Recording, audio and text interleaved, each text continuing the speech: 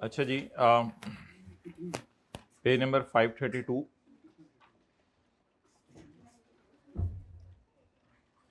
क्या पढ़ते हैं इसको? Exquisite limited entered in the following two contracts during the year ended 31 December 2023. EL enter हुई है अल्फा के साथ to provide monthly payroll services. EL कौन है फिर? Customer. EL entered into a contract to provide monthly services. EL क्या करेगा? Services देगा। सर्विसेज देगा या गुड्स बेचेगा? चाहे गुड्स सोल्ड करें चाहे सर्विसेज रेंडर करें, ये सेलर है। तो ईएल क्या हो गया? सेलर। और बायर का नाम अल्फा। करके क्या देना है? उनके मुलाजमीन की तनख्वाह निकाल के देनी है। It is not an easy task. आने जाने का रिकॉर्ड रखना होता है, एब्सेंटीज पे पैसे काटने होते हैं, अच्छा टाइम अच्छा काम दे दे बोनस कैलकुलेट करना होता है। और आप लोगों ने तो टैक्स की क्लास में इनकम फ्रॉम सैलरी निकाली हुई है। कितना मुश्किल होता है सैलरी निकालना, उसको बेनिफिट्स दे रहे होते हैं, ये कर रहे होते हैं, वो सारा काम बड़ा मुश्किल होता है। तो ये हम उनको 2 महीने तक करके देंगे। ईएल ने इनिशियली प्रपोज की है। ईएल कौन है? बायर। यार हद हो गई, मुझे क्लास से बाहर निकल के महसूस हुआ था कि ये सवाल थोड़ा जल्दी पढ़ दिया था मैंने। तो ईएल सवाल आसान सा है, सवाल कोई मुश्किल नहीं, अल्लाह का शुक्र है। सेलर ने कहा है यार हर महीने ना मुझे 6,20,000 रुपया दे दिया कर और ये काम मेरे से करवा ले। हर महीने कितने पैसे दे दिया कर? 6,20,000। और मुलाजमीन की तनख्वाहें वगैरह ये सब कुछ मैं निकाल के दे दूंगा तुम्हें। However, due to liquidity problem, buyer ने कहा कॉलेज, फर्ज कर लें ईएल आप हैं और अल्फा जो है वो कॉलेज है। आपने कहा तनख्वाहें मेरी तरफ से निकलवा लिया करें, मैं एक्सेल के ऊपर शीट्स वगैरह बना के एम्प्लॉयज़ के नाम लिख के उनके एग्रीमेंट्स में से तनख्वाहें वगैरह देख के उनके अटेंडेंस का रिकॉर्ड देख के तनख्वाह आपको निकाल दिया करूंगा। 2 महीने ये काम मेरे से करवा लें आप। ईएल कॉलेज वालों से कहा है, कॉलेज वालों ने कहा due to liquidity problems college declined this offer. College ने कहा 6,20,000 तुम्हें हर महीने देना मेरे लिए बहुत मुश्किल है, ये सॉरी, लेकिन मैं तुमसे वादा करता हूं कि तुम्हें 5,000 शेयर दे दिया करूंगा हर महीने, तुम अपनी सर्विस दो, मैं तुम्हें शेयर दे दूंगा। अब सेलर के एंगल से सोचे क्या एंट्री होगी। Seller service income revenue credit करेगा और कैश मिलने की बजाय उसे शेयर मिलेंगे।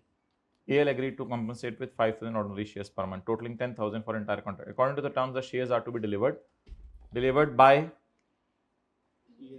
excellent, delivered by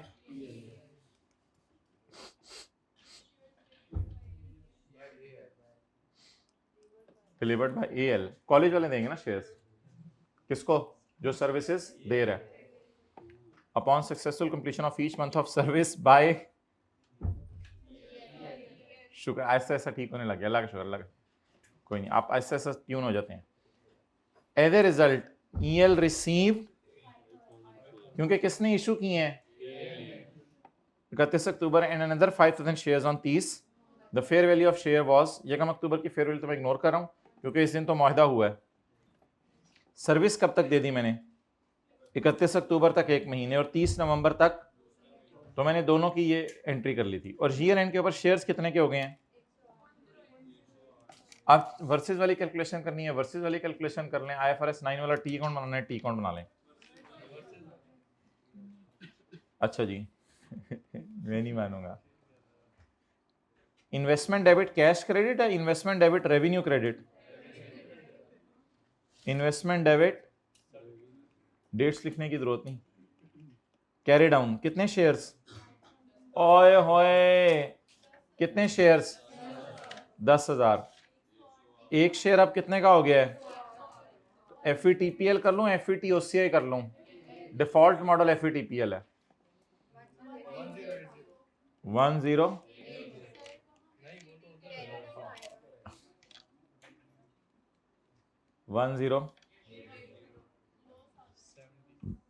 लॉस जी, entry P&L fair value loss debit कितने से? किस दिन? 31 दिसंबर। चलिए ये नोट कर। कितने लोगों ने ये तीनों एंट्री सही कर ली थी जब मैं बाहर गया था पिछली क्लास में? तो मैं फिर बाहर ही चला जाया करूंगा। यार दरवाजा खोल दो, हर एडजस्टमेंट के बाद बाहर।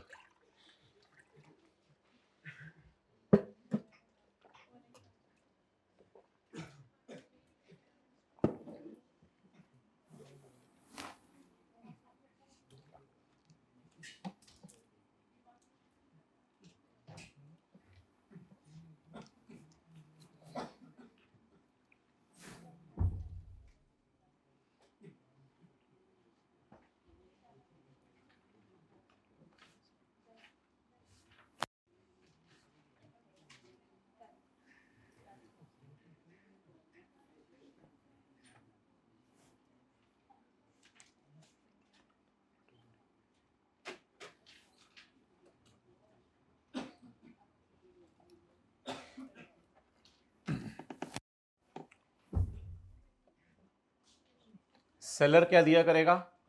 सर्विसेज। और बायर बदले में, लो शेयर, ये सुनना था, पूरे दिन पढ़ा के ये सुनना था। बायर बदले में नॉन कैश कंसिडरेशन दिया करेगा। वो शेयर्स भी हो सकते हैं, कुछ भी हो सकता है। हमने नॉन कैश कंसिडरेशन को किस पे मैयर करना है? फेयर वैल्यू पे। और बैलेंसिंग क्या आ जाना है? रेवेन्यू।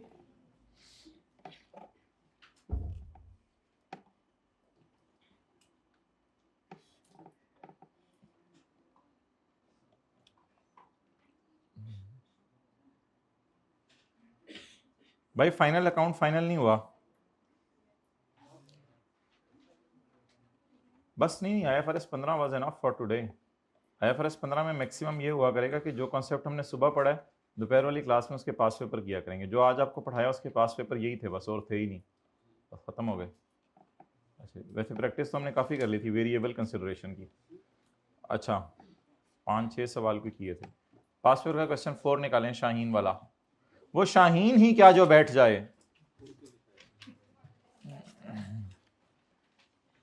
हजारों साल नरगिस अपनी बेनूरी पे रोती है, फिर कहीं होता है चमन में साथ वाला पैदा। पेज 673।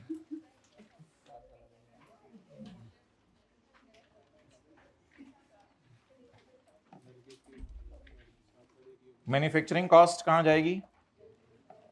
कॉस्ट ऑफ सेल में। Selling and distribution, admin expenses है पुरानी किताबों में है माय डियर। मैं कब कह रहा हूँ पुरानी किताबों में नहीं है। पेज 673 नई किताबों में निकाल लें। ओपनिंग स्टॉक, पुत्र तेरी बड़ी करनी है मैंने क्लास, नहीं ना ली नई किताब। Opening stock interest on loan expense में जाएगा। Provision for tax, current tax, payable. अच्छा, एडवांस टैक्स को प्रोविजन फॉर टैक्स से नेट ना किया करें, इसको करंट एसेट्स में अलग से शो कर दिया करें। जरूरी नहीं गवर्नमेंट इसको नेट करने दे।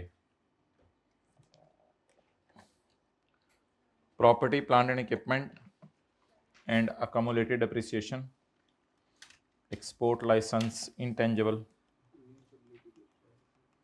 Debtor, cash and bank, other receivable. वो नहीं होता था advances, deposits, pre payments and other receivables, तो वो trade payables, provision for litigation, court case, long term loan. इसका मतलब है प्रोविजन फॉर लिटिगेशन की डबल एंट्री हो चुकी है, एक्सपेंस डेबिट, प्रोविजन क्रेडिट, तो एक्सपेंसेस में कहीं पड़ी होगी। Long term loan, tax, share capital, retained earnings. Obviously आपको पता है सेल और खर्चे पड़े हुए हैं, तो रिटेन्ड अर्निंग ओपनिंग होगी, लेकिन वैसे एक दो एरर्स भी हैं आज रिटेन्ड अर्निंग में, वो सही कर लेंगे। Investments, additional information, balance sheet बनानी है, P&L बनाना है, स्टेटमेंट ऑफ इक्विटी बनानी है, नोट्स नहीं बनाने, बस वर्किंग 1 वर्किंग 2 कर लेनी है, नोट्स नहीं बनाने।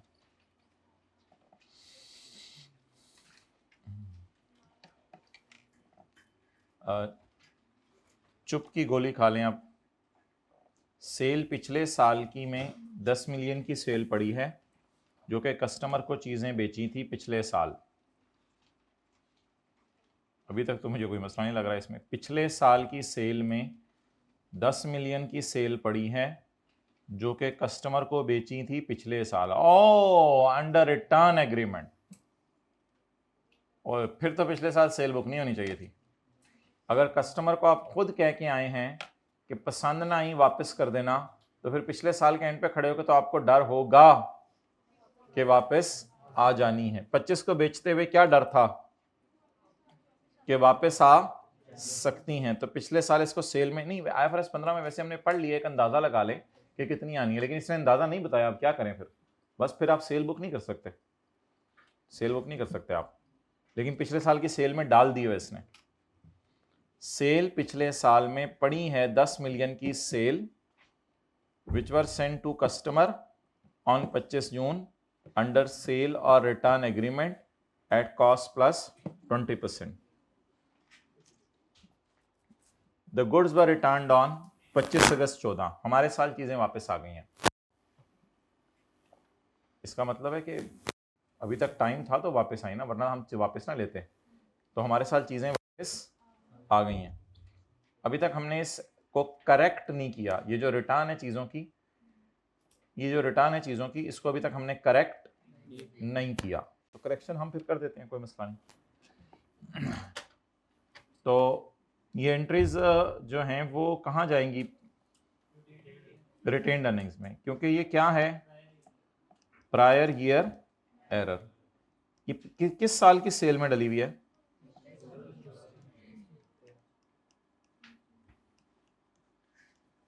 Prior year error. इसको इस साल सेल रिटर्न में डाल करें या पिछले साल की सेल उल्टा के सही करें? कहते हैं अभी तक मैंने करेक्शन नहीं की। वैसे मैं आपसे वैसे पूछ रहा हूं कि इसको पिछले साल की सेल उल्टा के सही करें या हमारे साल में सेल रिटर्न बुक कर दें? अगर हमारे साल में सेल रिटर्न बुक कर देंगे तो इसका मतलब ये होगा कि आपने इसको पिछले साल की सेल मान लिया है। वो तो गलत है बात। एक्सपोर्ट लाइसेंस हमने लिया है for exporting new product and it is effective for 5 years। ये 5 साल के लिए अप टू 31 दिसंबर 19। तो बताएं फिर खरीदा कब है? पिछले साल। बता देना खरीदा कब है, तारीख, डेट ऑफ परचेज बता दें। डेट ऑफ परचेज 1 जुलाई को बोंगी बज रही है, कुछ सही को बंदा बताए। 1 जनवरी 15। चलें सीधा गिन के देख लेते हैं 5 साल पूरे हो रहे हैं या नहीं। 15, 16, 17, 18, 19 बिल्कुल सही डेट ऑफ परचेज निकालिए। लिख लें आप लोग। अगर किसी बंदे की डेट ऑफ डेथ दे दे सन 2000 में एक बंदा मरा और वो 70 साल जिंदा रहा, तो पैदा कब हुआ था? 1930 में। बस ये सिंपल सी बात है। तो लाइफ कब शुरू हो, खरीदने की तारीख बता रहा है या लाइफ पूरी होने की तारीख बता रहा है? लाइफ पूरी होने की तारीख बता रहा है। और लाइफ कितनी है? तो खरीदा कब होगा? हमारे साल के मिड में, 1 जनवरी 15। लेकिन एक्सपोर्ट्स कब से शुरू की? 1 जुलाई 2015 से। तो अगर एक्सपोर्ट्स शुरू की हैं 1 जुलाई 2015 से, तो अमोर्टाइज कब से करना शुरू करें? जब यूज करना शुरू किया या जब अवेलेबल फॉर यूज है? अवेलेबल फॉर यूज है, इसलिए इस लाइन को इग्नोर करेंगे हम। 1 जनवरी 15 से ही अमोर्टाइज करना शुरू कर देंगे। तो अवेलेबल फॉर यूज जब हो तब से ही अमोर्टाइज करेंगे। अगला सवाल, अमोर्टाइजेशन क्या हमने करनी है? इसका जवाब अकमुलेटेड अमोर्टाइजेशन अकाउंट नजर, इसका मतलब है अमोर्टाइजेशन हमने चार्ज, तो कर लेंगे इसकी अमोर्टाइजेशन चार्ज। एंट्री बनेगी amortisation debit, accumulated amortisation credit. Closing stock की वैल्यू है 30 मिलियन। इसको कॉस्ट ऑफ सेल में भी लेके जाएंगे और बैलेंस शीट में भी लेके जाएंगे ताकि डबल एंट्री पूरी हो जाए, अदर इंफॉर्मेशन में जो चीज़ आ रही है। पीपीई की डिटेल ये है, लैंड इतनी है, बिल्डिंग इतनी है, प्लांट इतने हैं। ये ओपनिंग कॉस्ट है, क्लोजिंग कॉस्ट है? ये ओपनिंग कॉस्ट है।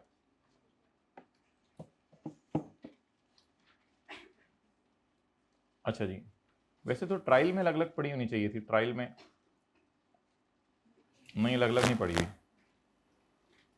पास पेपर क्वेश्चन 1 में वैसे अलग अलग पड़ी हुई थी, पास पेपर क्वेश्चन 1 में अलग अलग पड़ी हुई थी, इसमें अलग अलग पड़ी हुई। ट्रायल में एक ही चीज आ रही है, क्या?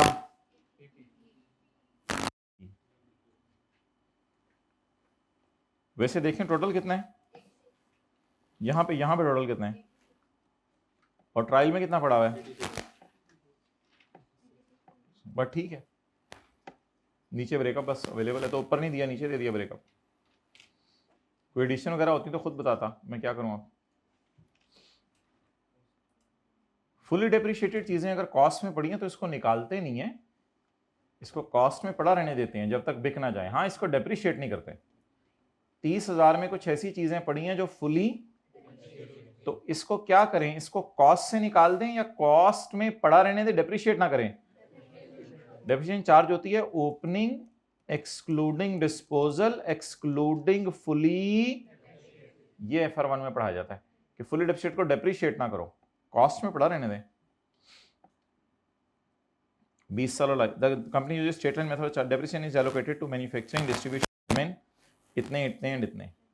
अच्छा, अब आपके जहन में क्या आ रहा है कि ये डेप्रिसिएशन चार्ज हो चुकी हैं या हमने करनी है? देखें, अगर हो चुकी है तो फिर तो इस पूरी एडजस्टमेंट को इग्नोर कराइएगा पेपर में, फिर इस एडजस्टमेंट की कोई सिग्निफिकेंस नहीं होगी, क्योंकि नोट तो मांगा नहीं कि कोई रिवर्स वर्किंग करके नोट बनाना है। तो बस फिर अगर हो चुकी है, आप एज्यूम कर रहे हैं अकोमोलेटेड अमाउंट, इसकी तो अमोर्टाइजेशन चार्ज नहीं हुई थी क्योंकि ट्रायल में अकोमोलेटेड अमोर्टाइजेशन नजर नहीं आ रहा था। इसकी आप कह रहे हैं कि डेप्रिसिएशन चार्ज अगर हो चुकी है तो फिर आप लोग ये एज्यूम कर रहे हैं कि मैन्युफैक्चरिंग डिस्ट्रीब्यूशन और एडमिन में डेप्रिसिएशन पड़ी हुई है और इसमें अकोमोलेटेड डेप्रिसिएशन पड़ी हुई है।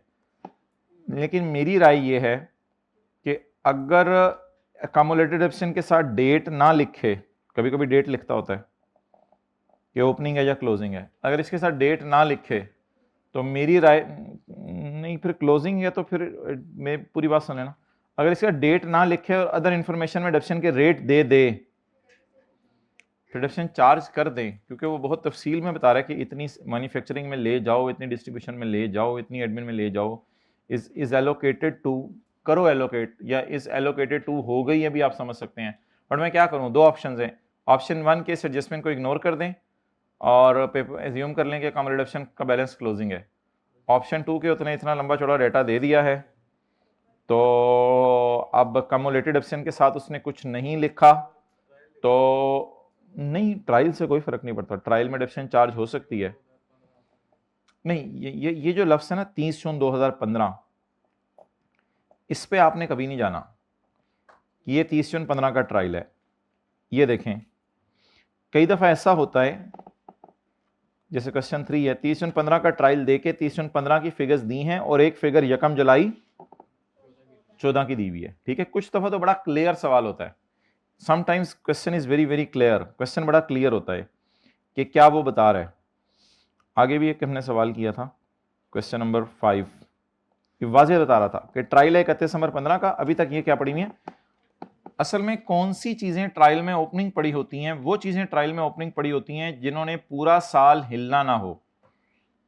डेटर अकाउंट कभी भी ट्रायल में ओपनिंग नहीं हो सकता क्योंकि सेल रोजाना होती है, कैश रोजाना आता है।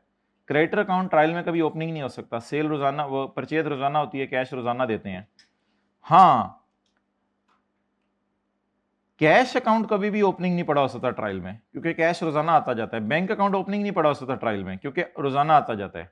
डेफर्ड टैक्स का बैलेंस ओपनिंग पड़ा हो सकता है क्योंकि उसमें साल के एंड पे ही डीटी निकल रहा है। अकोमोडेशन भी ओपनिंग पड़ा हो सकता है क्योंकि उसके साल के एंड पे ही डेप्शन निकलती है। प्रोविजन फॉर डाउटफुल डेट भी ओपनिंग पड़ा हो सकता है क्योंकि साल के एंड पे ही। तो ये अक्सर अकाउंट्स हैं, अगर आप इनके नाम लिखें, इनमें बस थोड़ी सी एहतियात करनी होती है provision for doubtful debt, provision for doubtful debt और DTL अकाउंट और अकामुलेटेड डेप्रिसिएशन अकाउंट, ये कोई हार्ड एंड फास्ट नहीं है, ये मे बी ओपनिंग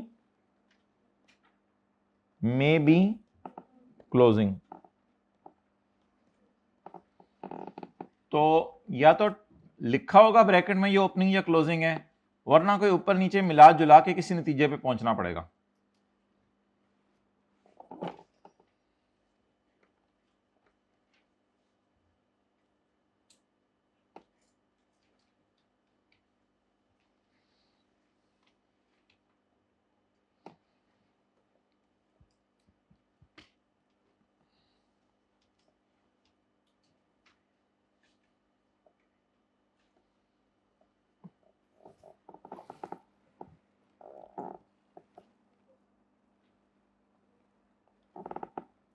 ओके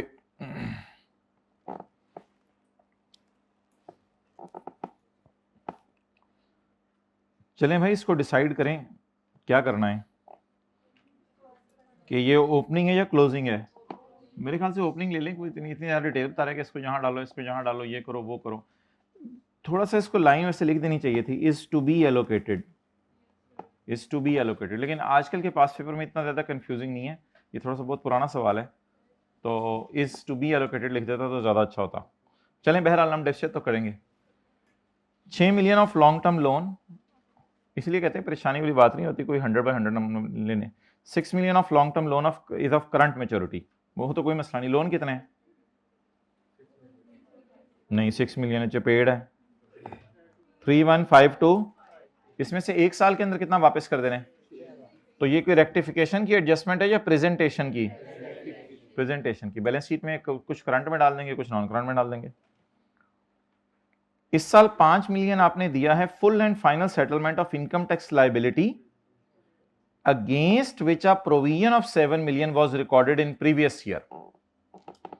बताएं जी, पिछले साल का टैक्स आप लोगों ने कैलकुलेट कितना करके रखा हुआ था? 7, और दिया कितना? 5, और ये 5 फुल एंड फाइनल है। आप बता दें आपको कितनी खुशी हुई? 2 की। इस 2 की खुशी को P&L में कहां लेके जाना है?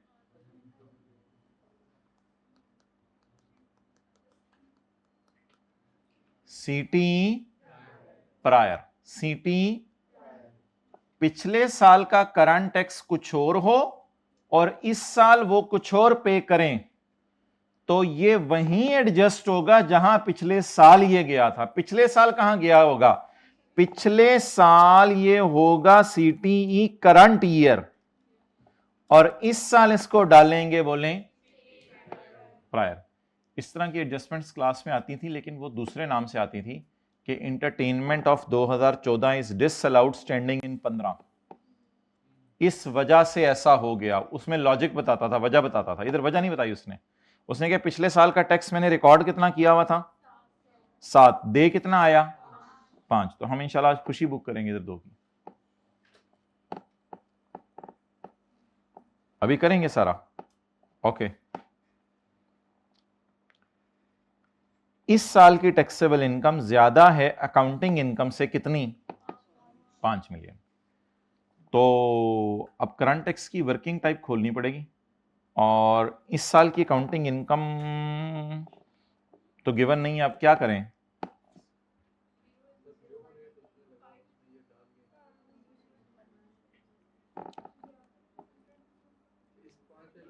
P&L बनाऊंगा, मैं बनाऊंगा और PBT निकालूंगा, वो ये फिगर आ जाएगी अकाउंटिंग इनकम।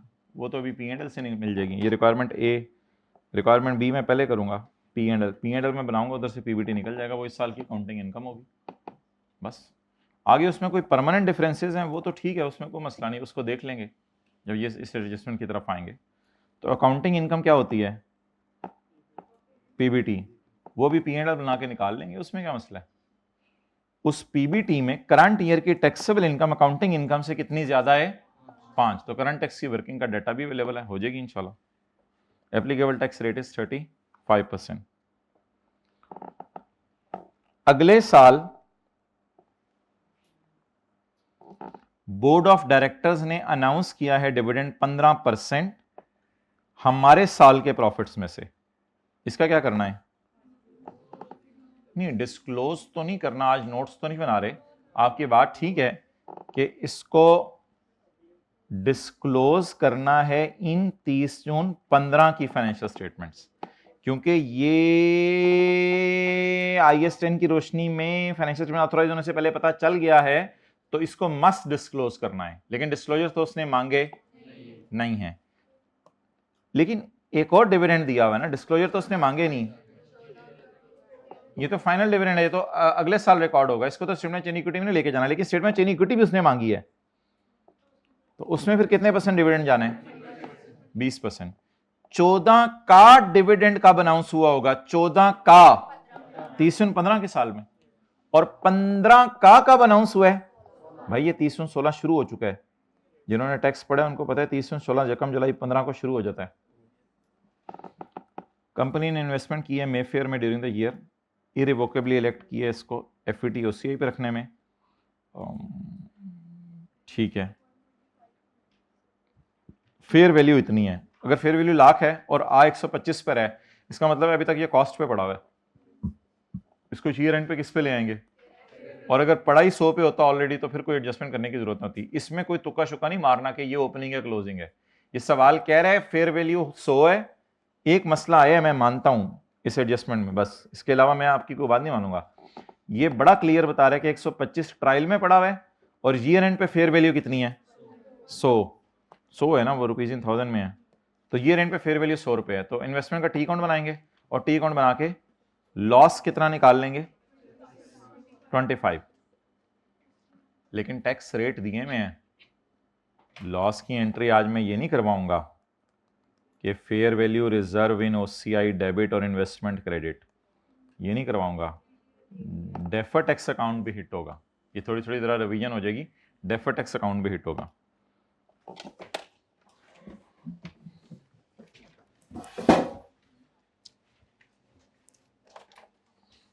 पहले सफ़े पे P&L, दूसरे सफ़े पे बैलेंस शीट, और तीसरे सफ़े पे, पहले सफ़े पे बैलेंस शीट, दूसरे सफ़े पे P&L और तीसरे सफ़े पे statement of changes in equity.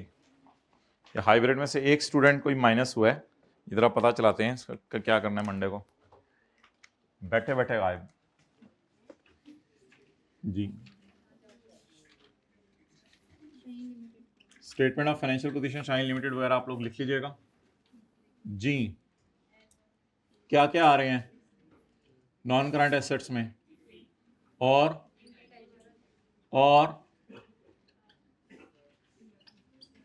Investments, और बस कोई नहीं, एक दो लाइन छोड़ दें। खैर, डेफर टैक्स लाइबिलिटी आ रही है, एसेट आ रहा है, लाइबिलिटी आ रही है, कोई मसला नहीं, आगे चलें। एक दो लाइनें आप लोग छोड़ दें, मैं नहीं छोड़ा, आगे तरतीब बताएं। स्टॉक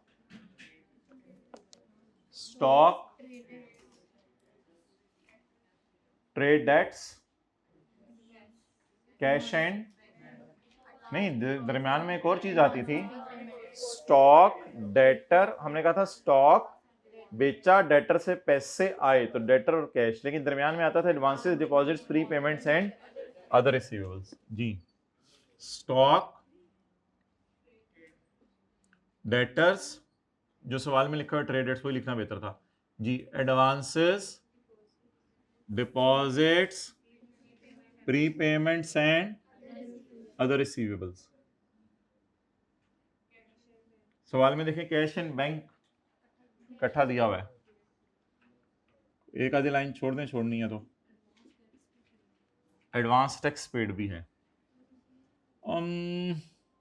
एडवांस टैक्स पेड इसमें भी डाला जा सकता है, अलग लाइन में भी डाला जा सकता है, कोई इतना हार्ड एंड फास्ट नहीं है, इसी में डाल देंगे एडवांसेस, ये एडवांसेस दूसरे वाले रखें, एडवांस टैक्स अलग से डाल दें, लेकिन वो कैश के नीचे भी डाला जा सकता है, कोई हार्ड एंड फास्ट नहीं है।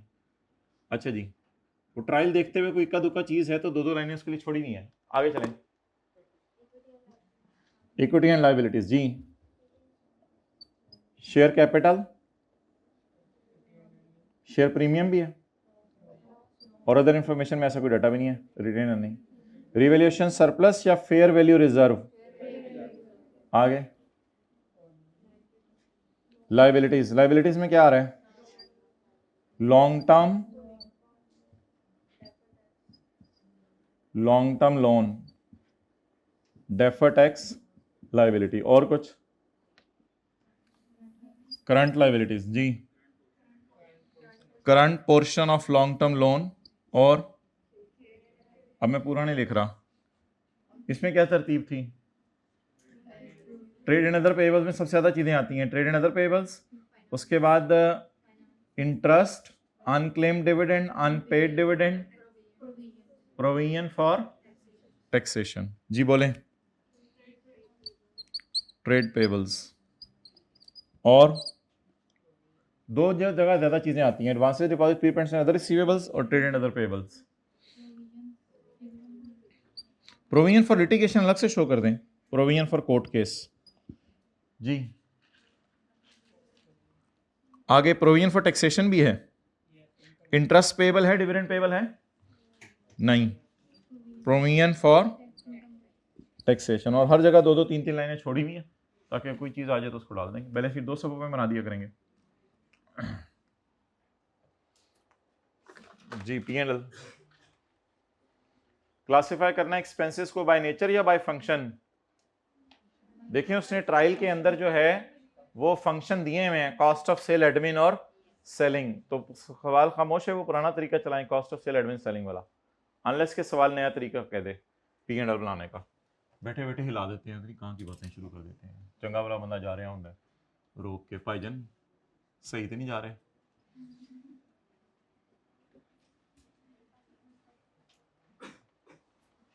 अच्छा वो लोग हाथ खड़ा करें सच्ची सच्ची जिन्होंने यू टर्न लेना होता है और यू टर्न भूल जाता है, उसके बाद यू टर्न 2 किलोमीटर बाद आता है तो 2 किलोमीटर इधर और 2 किलोमीटर उधर बोलते रहते हैं मुसलसल कि क्यों गलत मुड़े थे, क्यों गलत मुड़े। ठीक है, तो सबर कर दिया करें, वो गलत मुड़ गया, आप 2-4 किलोमीटर पड़ गए हैं तो पड़ गए हैं।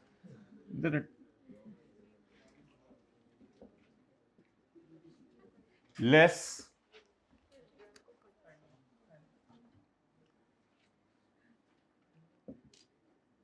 Admin, selling, finance cost,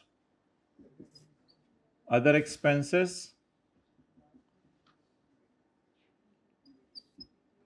profit before tax, tax expense, profit after tax, add OCI, change in fair value reserve.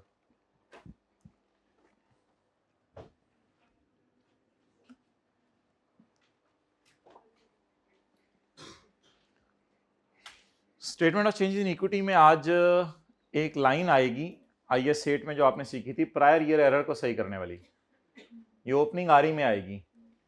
तो वो एक लाइन आएगी, वो शायद आपको याद हो, statement of changes in equity. Opening balance लेंगे और फिर दोबारा ओपनिंग बैलेंस लेंगे, correction of prior year error, share capital, retained earning, fair value reserve. Opening को दोबारा लिखेंगे, रीस्टेटेड, बिल्कुल सबर कर दें।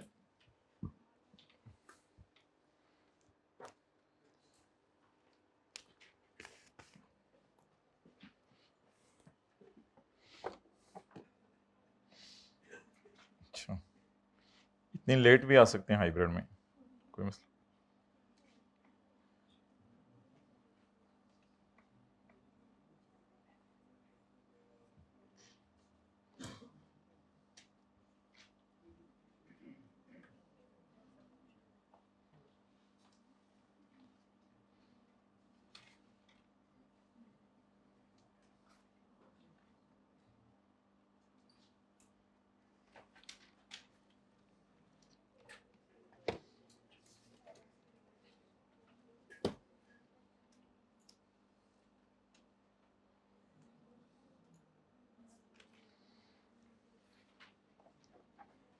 ओके, चलें जी, एडजस्टमेंट्स वाले सवाल में बस आप एडजस्टमेंट्स को पकड़ें और साथ साथ पोस्ट करना शुरू कर दें। पिछले साल की सेल में 10 मिलियन पड़ा है, जो कि कस्टमर को चीज़ें बेची थी हमने।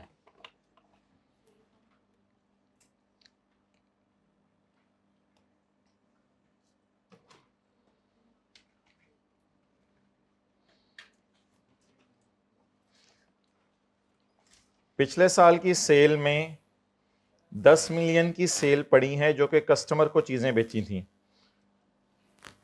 ये बोलें सेल डेबिट डेटर क्रेडिट कितने से? 10,000 रुपीज इन 1000 में सवाल। लेकिन थोड़ी देर बाद सेल को काट के मैं आर डेबिट कर दूंगा। हमारे साल की सेल कम करनी है या पिछले साल की? पिछले साल की सेल कहां पड़ी है? पिछले साल की आरी में। अच्छा जी, जब भी प्रॉफिट परसेंटेज साथ दे दे तो कॉस्ट ऑफ सेल वाली एंट्री भी करनी है। अब कल की क्लास आप लोगों ने ली हुई है, सेल कम होने से कॉस्ट ऑफ सेल भी। असल में तो अब ये हमारी इन्वेंट्री थी ना पिछले साल, हमारी इन्वेंट्री थी पिछले साल, तो सेल कम होने से कॉस्ट ऑफ सेल भी कम होगी, divided by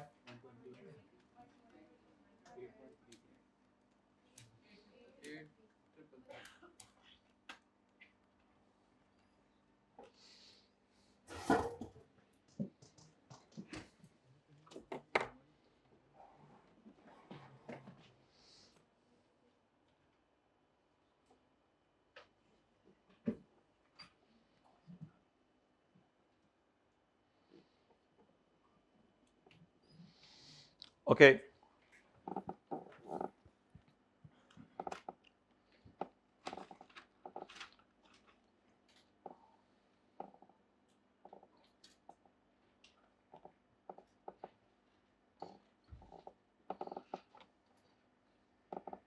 prior year error का टैक्स इफेक्ट डेफर टैक्स में जाता है, करंट टैक्स में नहीं जाता।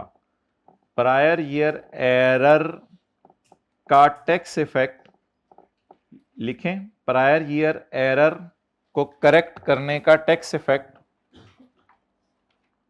प्रायर ईयर एरर को करेक्ट करने का टैक्स इफेक्ट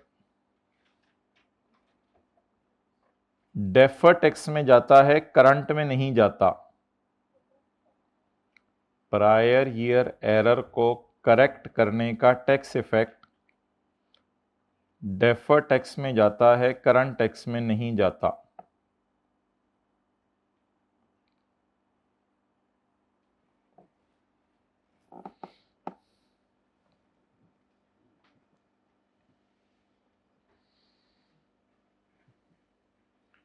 अच्छा, इस पे ना मेन क्लास में किसी दिन बात करेंगे, फिलहाल इसको आप बस लिख लें एज इट इज और अप्लाई करा दें इधर जी।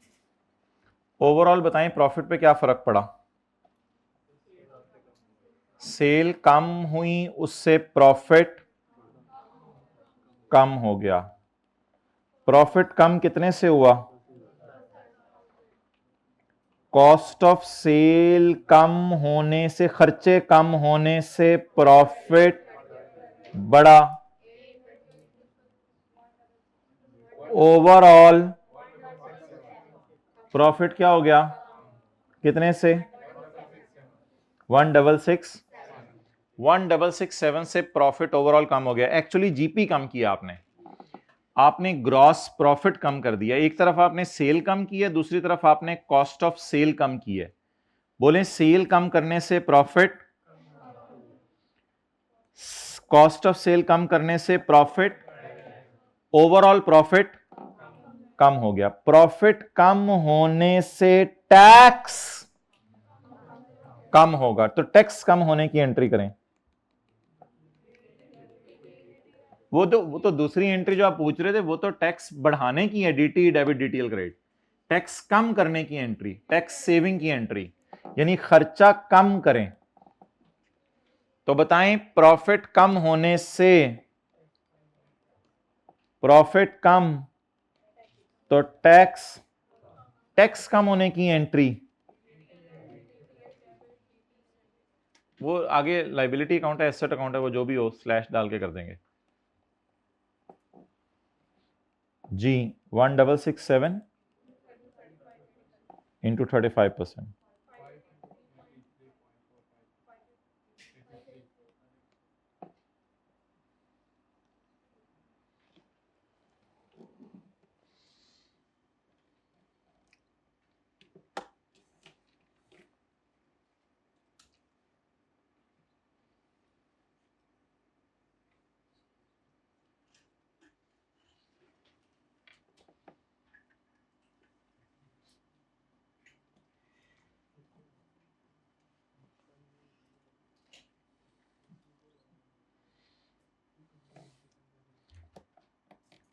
पिछले साल की सेल में ये चीजें गई हुई हैं या हमारे साल की सेल में? तो क्या करें, तो ये सारी एडजस्टमेंट्स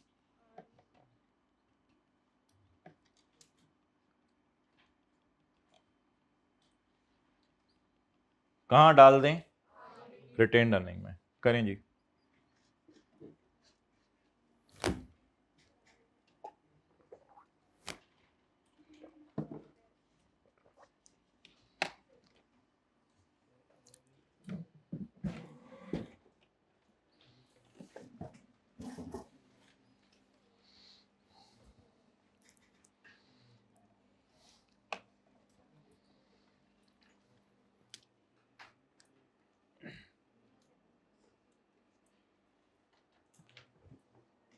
आरई डेबिट डेटर क्रेडिट, इधर देखें सारे, पहले ये नोट कर लो। आरई डेबिट डेटर क्रेडिट, आरई डेबिट, असल में सारा इंपैक्ट मैं इधर शो कर दूंगा एक ही फिगर के साथ, तीन चीजें नहीं यहां शो करनी। आरई डेबिट डेटर जी, debtors minus 10,000, double entry post करें। आरई डेबिट डेटर क्रेडिट,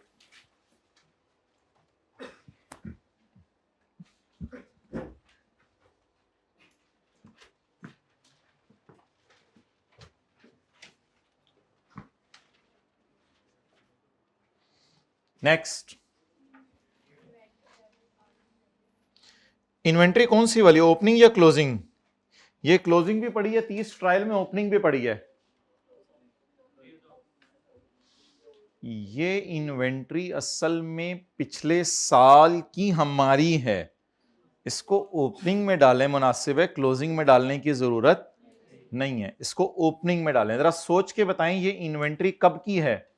30 जून 14 की है, तो इसको ओपनिंग में डालना बेहतर है या क्लोजिंग में? ओपनिंग में। तो ओपनिंग इन्वेंट्री कितनी है ट्रायल में? ओपनिंग इन्वेंट्री कितनी है? 23। ये जितनी मर्जी हो, इससे कोई फर्क नहीं पड़ता, इसमें डाल दें कितनी? 8333। वर्किंग नंबर 1 खत्म हो चुकी है।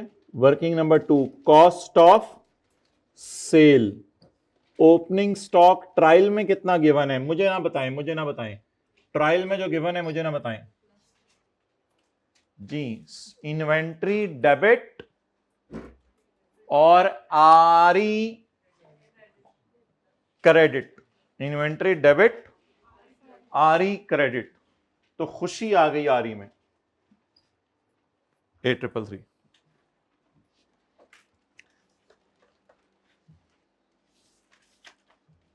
अच्छा जी आगे चलें। डीटीएल डेबिट आरई क्रेडिट,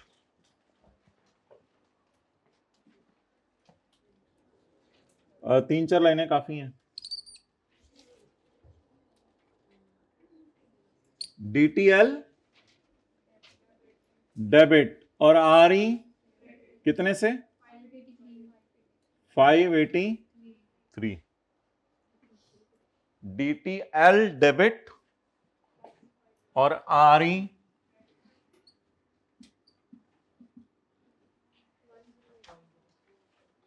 जी पॉजिटिव नेगेटिव, -1084 यहां ले आए, पिछले साल की एरर सही होगी 1084।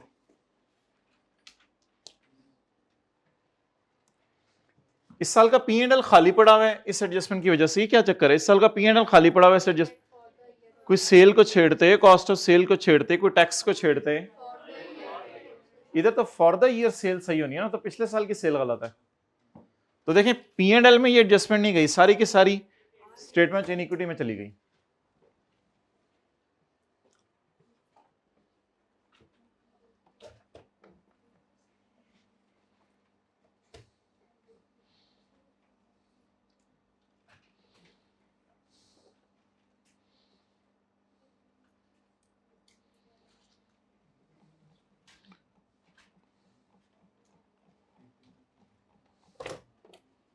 ओके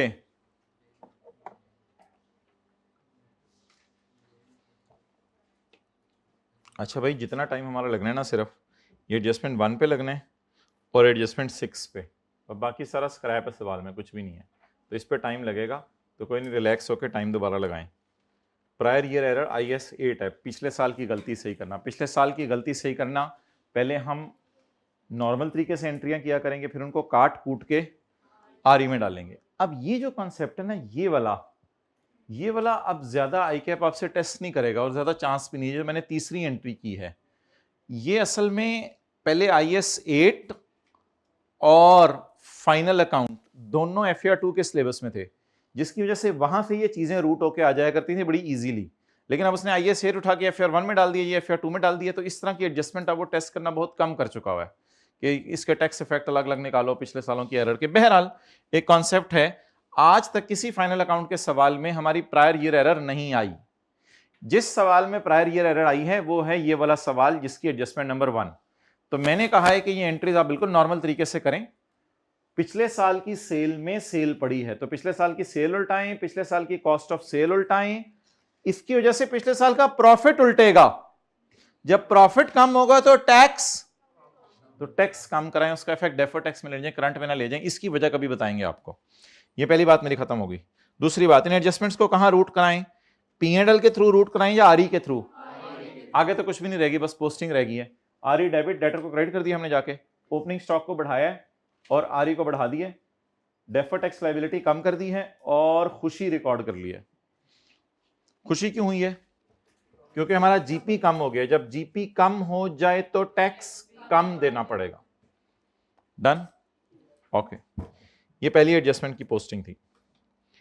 मेरा ये सवाल है कि अगर उसने लिखा होता द रिटर्न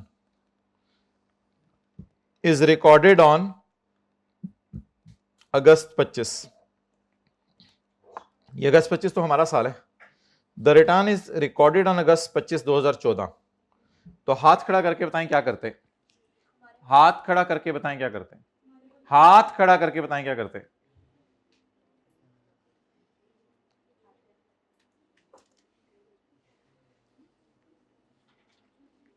इस साल सेल रिटर्न रिकॉर्ड होगी ये कहते हैं।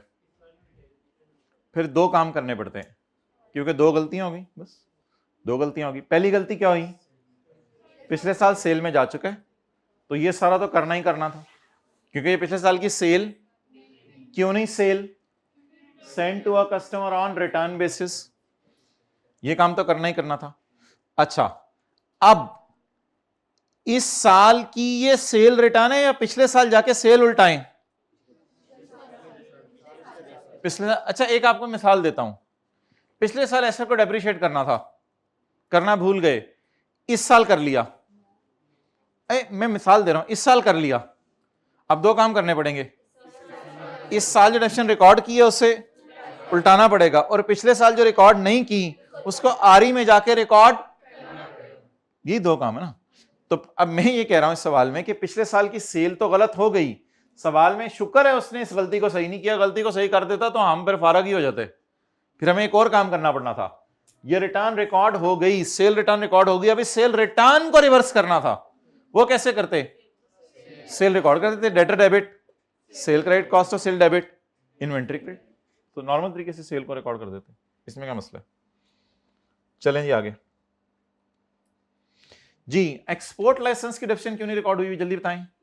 क्योंकि अकमुलेटेड डेप्रिसिएशन अकाउंट नजर, इसलिए इसकी डेप्रिसिएशन रिकॉर्ड नहीं हुई। चलें जी रिकॉर्ड करें एक्सपोर्ट लाइसेंस की depreciation. Working number 4, depreciation DTL वाली वर्किंग नंबर 3 है, ठीक है। इसको काट के 3 कर लें जिन्होंने 4 लिखा हुआ है, हमने भी कर लिया।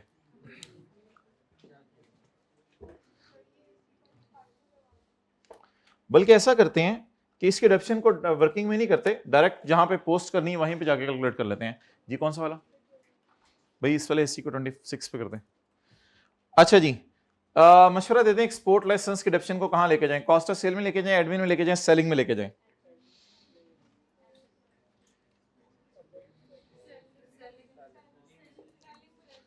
जी बिल्कुल, सेलिंग में लेके जाना इसलिए बेहतर है कि एक्सपोर्ट करना सेल्स डिपार्टमेंट का डिसीजन है, तो एक तरह की सेल करने के लिए कॉस्ट है। तो जिस तरह एडवर्टाइजमेंट भी सेलिंग में जाती है, तो एक्सपोर्ट करना चीजों को बेहतर है इसकी सेलिंग में डाल दें अमोर्टाइजेशन। सेलिंग खोला हुआ है हमने? नहीं, कोई नहीं, खोल लें। Working number 4, selling expenses. कुछ तो कहां गिवन होंगे? ट्रायल में, उनको छोड़ें। अमोर्टाइजेशन, चलें जी अमोर्टाइजेशन रिकॉर्ड करें जी। बोले 6000 कॉस्ट आ रही है, divided by 5। Date of purchase missing थी, वो हमने निकाल ली थी, 1 जनवरी 15 इंटू 6 बटा, इस लाइन को इग्नोर करें क्योंकि अवेलेबल फॉर यूज 1 जनवरी 15 को है। तो 1 जनवरी 15 से 30/15 कितने महीने हो गए? 6। What is cost as per trial? 6000। What is life as per other information? 5। So 6000 divided by 5 multiplied by 6/12. Amortization debit and accumulated amortization credit.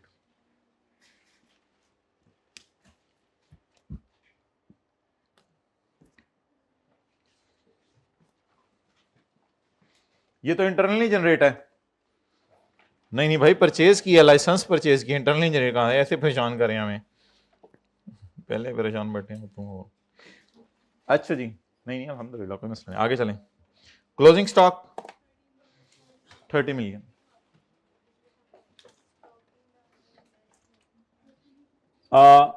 दो तीन लाइनें छोड़ के जरा, लेस क्लोजिंग स्टॉक कितना? 30,000। अच्छा, ट्रायल में ₹1000 दिए हुए हैं और अदर इंफॉर्मेशन में ₹1 मिलियन दिए हुए हैं, और मेरे रजिस्टर पे पता नहीं क्या हो रहा है, ये अल्लाह ही जानता है। ट्रायल में ₹1000 है और अदर इंफॉर्मेशन में ₹1 मिलियन है। क्लोजिंग स्टॉक इधर और स्टॉक इधर।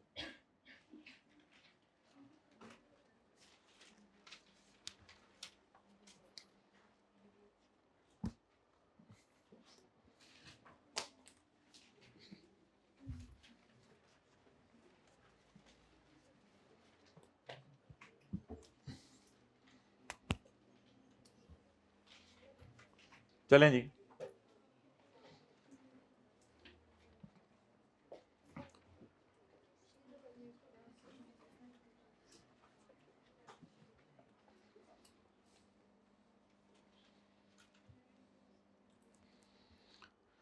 Details of PP are as follows. Land, building, plant and equipment जी। Working number 5, PPE, land, building, plant and less accumulated depreciation.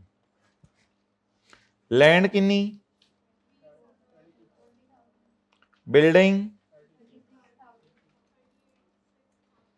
और प्लांट 30,000। अकोमोडेशन कहां से मिलेगी? हाँ माय डियर, दोनों की अलग अलग अवेलेबल नहीं है। कोई मसला नहीं, कोई मसला नहीं, इसको काट दें। अब ये नीचे वाली लाइन में क्या आ गई? ओवरऑल अकोमोडेशन, सबकी अकोमोडेशन अलग अलग अवेलेबल नहीं है ना ऊपर से, तो ये सबकी अकोमोडेशन आ गई, कोई मसला नहीं। ट्रायल में जितनी भी पड़ी हुई है, मुझे पता है 12,000 पड़ी हुई, आप लोगों ने देख लिया, उसको अभी छोड़ें, ब्रॉड डाउन उठा लेंगे। तो बता दें दोनों की अकोमोडेशन अकाउंट पास पेपर क्वेश्चन 1 की तरह अलग अलग क्यों नहीं कर सके हम? क्योंकि ट्रायल में इकट्ठी अकोमोडेशन दी हुई है, तो हमारे पास कोई जादू तो है नहीं उसको अलग अलग करें। लेकिन जब ये तीसरे नंबर पे आ गई तो मतलब है तीनों की है। अब लैंड की तो ऑब्वियसली नहीं है, वो मुझे भी पता है, आपको भी पता है। अब आप मुझे बताएंगे कि आपको ये पता है, तो मैं आपको बताऊंगा मुझे भी पता। अच्छा, अब यहां कैलकुलेशन ना किया करें, डेप्रिसिएशन की कैलकुलेशन बेहतर है एडमिन सेलिंग में जाके किया करें। तो डेप्रिसिएशन की कैलकुलेशन एडमिन सेलिंग में जाके कर लें आप लोग, वहां पे जाके कैलकुलेशन परफॉर्म कर लें। सबसे पहले क्या डेप्रिसिएट करना है? Building 36,000 divided by 20, 36,000 divided by 20। इसको कहां जाके कैलकुलेट करें? मैन्युफैक्चरिंग में भी, डिस्ट्रीब्यूशन में भी और एडमिन में भी। यहीं पे कर लें, यहीं पे कर लें। मैं एक तरीका बता देता हूं आपको जी। डेट ऑफ परचेज किसकी दी हुई है? किसकी?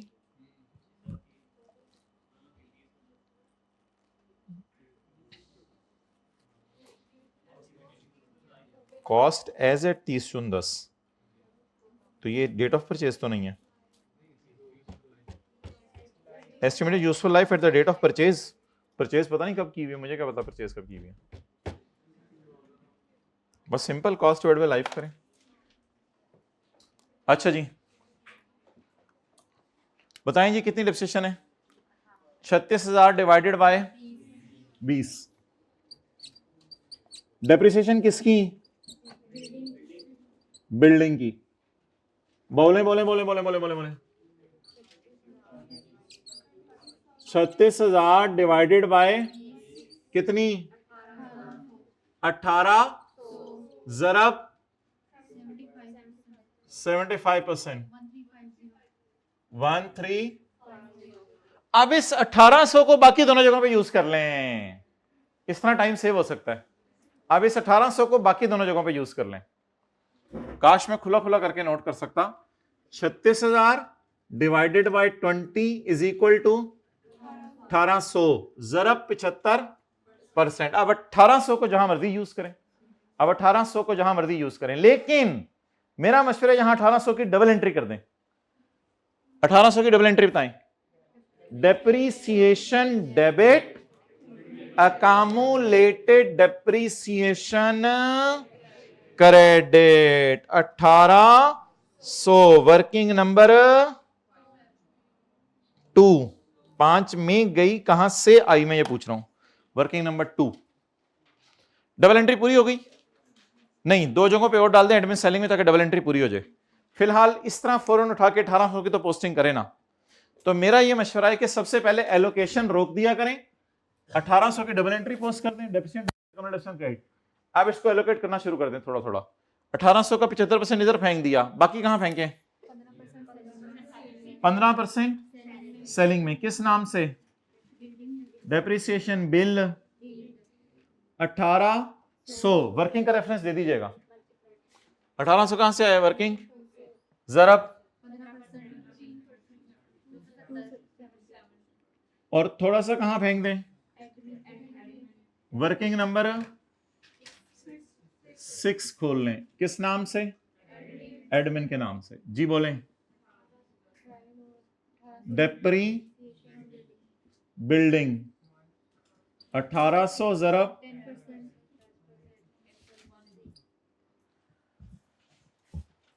अब cost of sale admin selling को जमा करेंगे तो कितनी हो जाएगी?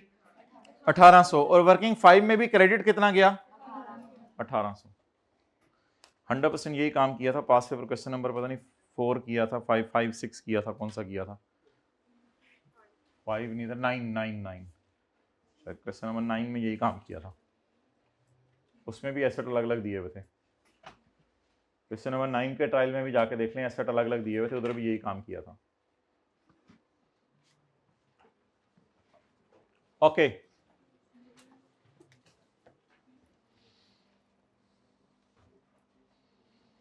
आगे चलें। अगली किसकी डेफिनेशन? प्लांट की।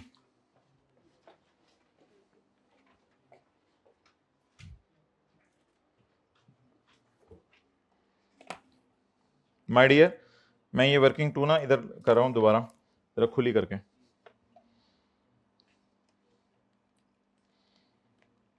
कॉस्ट ऑफ सेल ओपनिंग कितना है? प्लस 333। अभी क्या डाली है? Depreciation building 36 divided by into is equal to ज़रब 1350। अब डेफिनेशन किसकी निकालनी है? प्लांट की। बोले नहीं नहीं, 30,000 minus 3,000 opening excluding fully depreciated. इनको एसेट अकाउंट से नहीं निकालना होता, लेकिन डेप्रिसिएशन इन पे नहीं रिकॉर्ड करनी। जी बताएं जवाब। 27,000 डिवाइडेड बाय, ये 27,000 क्या है?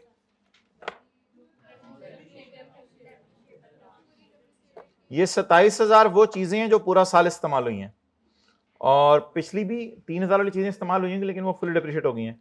27,000 डिवाइडेड बाय ये क्या आएगा? एक साल की डेप्रिसिएशन किसकी? उसका कितने परसेंट? 2700 ज़रब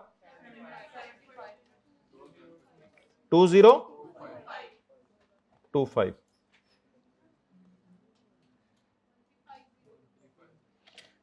2025 को लेके जाऊं या 2700 को लेके जाऊं? 2700 वर्किंग नंबर 2। ये कहां लेके जा रहा हूं? पीपी में। चलें जी, तसल्ली से सारे पहले वर्किंग 2 यहां तक नोट करें, फिर आगे चलते हैं।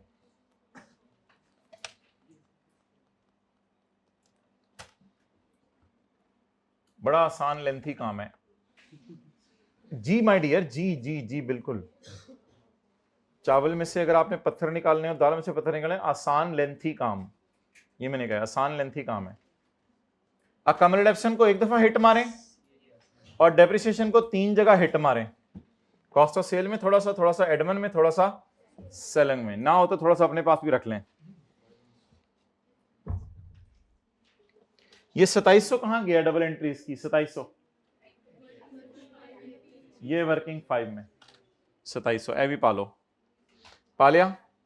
चलो हुण आ जाओ, अब 2700 के तोते तोते करें जी। 2700 के तोते करें। कॉस्ट ऑफ सेल की वर्किंग हम शिफ्ट कर चुके हैं जी। सेलिंग में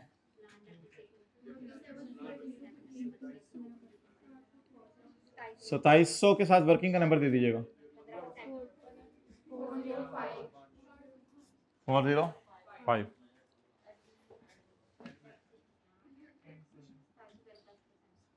प्लांट एडमन में यूज हो रहा है। आई कैप भी वैसे हो सकता कोई जनरेटर वगैरह हो, इसमें इतना ज्यादा एतराज तो ना किया करें ना अगले पे। अब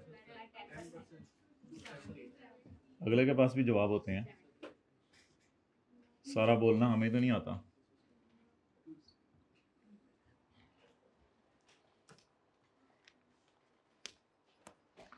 अच्छा, बेवकूफ लोगों से बहस ना किया करें जिंदगी में। मैं वैसे बता रहा हूँ, ऐसे टाइम ना जाया किया करें अपना। लेकिन असल मसला ये है कि हर कोई अपने आप को अक्लमंद समझता है, ये तो बड़ा मसला है, ये भी मसला है ना।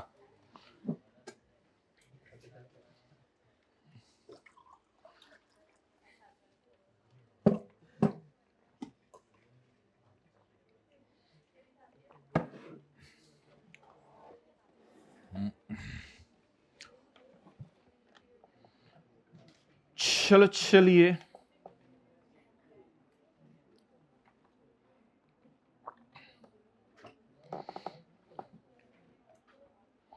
हाँ जी चलिए भाई, 6 million of long term loan is of current maturity. Current maturity का क्या मतलब है? 30 जून 16 तक वापस कर देना, 15 30 जून 16 तक वापस कर देना। टोटल कितने? 31525। उसकी टेंशन ना लें, उसकी टेंशन ना लें, इस तरह भी कर सकते हैं आप। फिलहाल 31525 यहां आ जाएगा, इसमें से 6000 कट के 6000 यहां पा दें। ये इजी मार्क्स होते हैं। जो पहली एडजस्टमेंट पढ़ के डर जाते हैं, आगे ये वाले नंबर भी नहीं लेते। सेल पिछले साल मेरी 30 साल की सेल नहीं संभाली जा रही।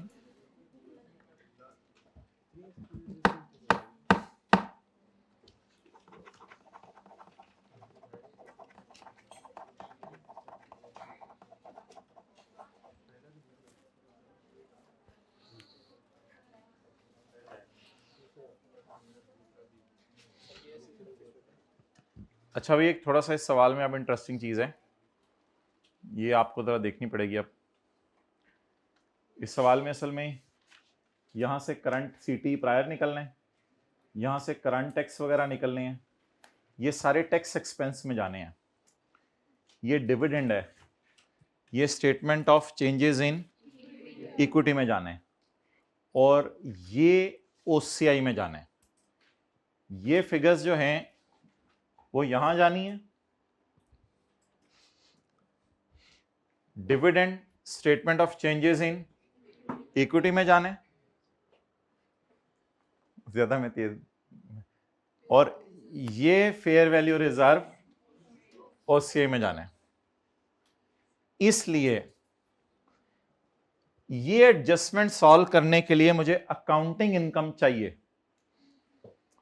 तो ये ऐसा सवाल है जिसमें आपको इन 3 एडजस्टमेंट से पहले ही ब्रेक लगानी पड़ेगी, और पूरे ट्रायल को उठा के आप, ये शुक्र है आई कैप ने ये एडजस्टमेंट तरतीब से डाली थी ताकि ये सारी चीजें पीबीटी के बाद वाली हैं, क्योंकि यहां पे हमें फौरन क्या चाहिए इस वक्त? पीबीटी। उसके बगैर हमारा गुजारा नहीं चलेगा। लेकिन पीबीटी चाहने के लिए मुझे वो ट्रायल सारा का सारा उठाना पड़ेगा। तो बिस्मिल्लाहिर्रहमानिर्रहीम, सेल उठाएं जी। 3 एडजस्टमेंट से पहले ही मैं ट्रायल की तरफ चला गया। सेल मैं क्यों 2 लाख? अच्छा 2 लाख। अच्छा जी, आगे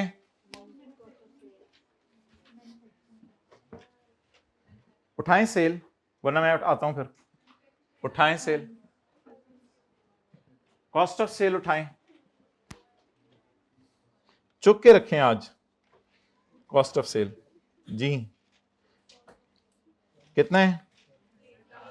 मेन्यू फैक्चरिंग कॉस्ट, मेन्यू जी 1 लाख।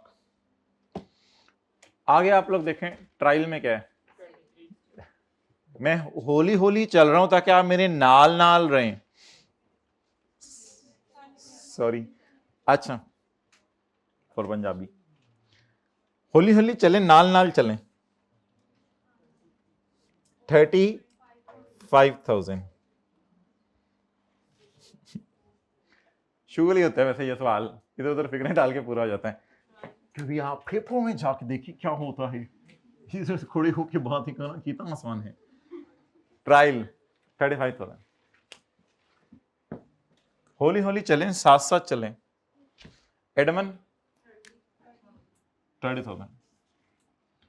थोड़े से फिगर्स नोट कर लें, फिर छोटे को लगाएंगे कैलकुलेशन पे। ओपनिंग स्टॉक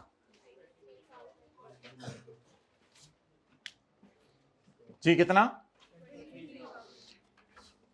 होली होली चलें, नाल नाल चलें।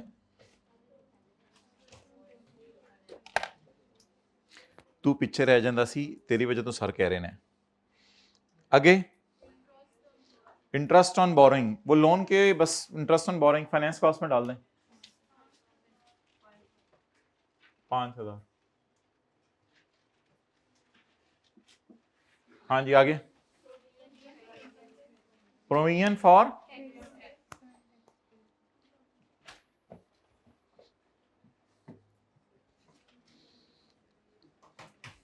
ये क्या है 2000,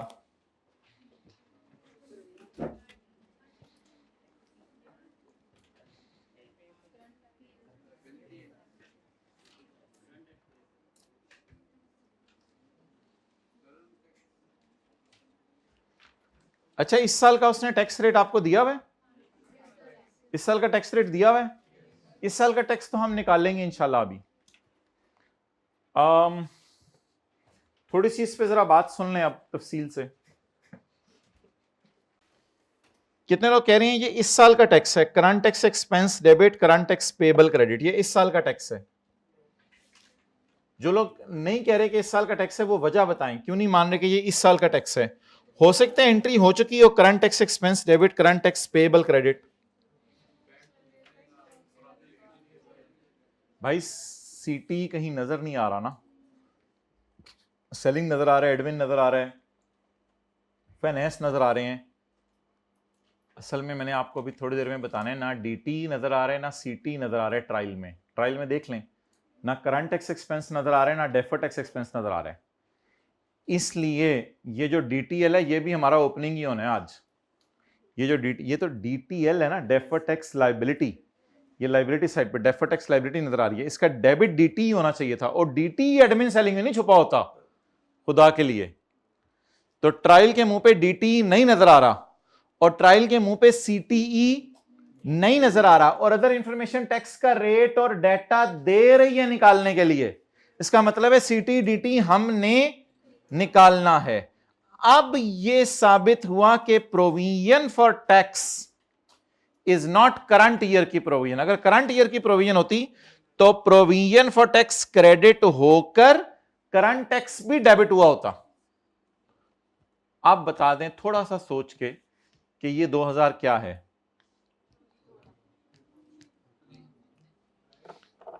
ये असल में देखें ना, पिछले साल लाइबिलिटी कितनी बुक की थी, बोलें पिछले साल लाइबिलिटी कितनी बुक की थी, पे कितना कर रहा है, कितना अभी तक ट्रायल में पेबल में पड़ा हुआ है, उसको आप पेबल में नहीं पड़ा रहना चाहिए, उसे हम थोड़ी देर में भी हटा देते हैं उधर से, वो पेबल में नहीं पड़ा रहना चाहिए, ठीक है। तो थोड़ा बहुत इजाज़त दें आई कैप को खेलने की, वो भी आई कैप है तो हल्का फुल्का उसको इजाज़त दे दिया करें खेलने की। कोई ऐसा मसला नहीं, कोई ऐसी परेशानी वाली बात नहीं, हाथ देखें मेरा, कोई ऐसी परेशानी वाली बात नहीं, हल्का फुल्का उसको खेलने दिया करें। कभी कभी खेल लेते हैं, खेल लें, वो ठीक है, कोई मसला नहीं, हम बाकी जगह से नंबर ले लेंगे। तो थोड़ा बहुत उसको खेल लेने दिया करें, परेशान ना हो अगर ऐसी चीज़ों से माय डियर। इन्हीं सारी चीज़ों से गुजर के लोग सीए बने हैं, और आप ही की तरह अच्छा मैं तो भाई ये जो अनएडजस्टेड फिगर्स के नंबर लेने हैं, बाकी एडजस्टमेंट्स के नंबर लेने हैं, ये सब कुछ लेना है, ये भूल गया सारा। तो प्लीज खुदा के लिए ऐसा, ये आप वो थोड़ा सा उसने बताया कि मैं हूं। अच्छा जी बताएं, during the year 5 million was paid in full and final settlement of income tax liability against which a provision of 7 had been made in previous year. तो बता दें कि पिछले साल मैंने एंट्री क्या की है 7 मिलियन की,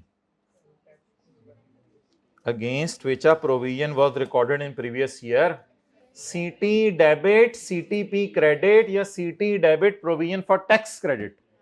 तो पिछले साल मैंने कितने से एंट्री की, 7 से। CT डेबिट प्रोविजन क्रेडिट पिछले साल मैंने किससे एंट्री की, भाई करंट टैक्स का इस साल बदल जाना, गवर्नमेंट आके ऑडिट करे और कुछ मसला हो, that is not prior year error. वो आइए सेट की रोशनी में चेंज इन एस्टीमेट है, गवर्नमेंट वाले हमारी टैक्स की कैलकुलेशन बदल दें, that is change in, it is not prior year error. ये पिछले साल भी अंदाजा था, इस साल भी अंदाजा बदल रहा है। तो करंट टैक्स पिछले साल हमने कुछ और निकाला था, इस साल गवर्नमेंट कह रही है कुछ और दे दो, इसको हमेशा सीटी प्रायर में डालेंगे जैसे IAS 12 में डाला था। अच्छा ये एंट्री तो पिछले साल हो गई थी। इस साल जब पे करने गए तो हमने इतना ही पे किया ना। आपको पता है पिछले साल का टैक्स तो हमारे साल के शुरू में ही पे हो जाता है। जिन्होंने टैक्स पढ़ा हुआ है 30 जून का टैक्स अगले साल 30 सितंबर में पे हो जाता है, तो अब तो 9 महीने भी गुजर गए हैं।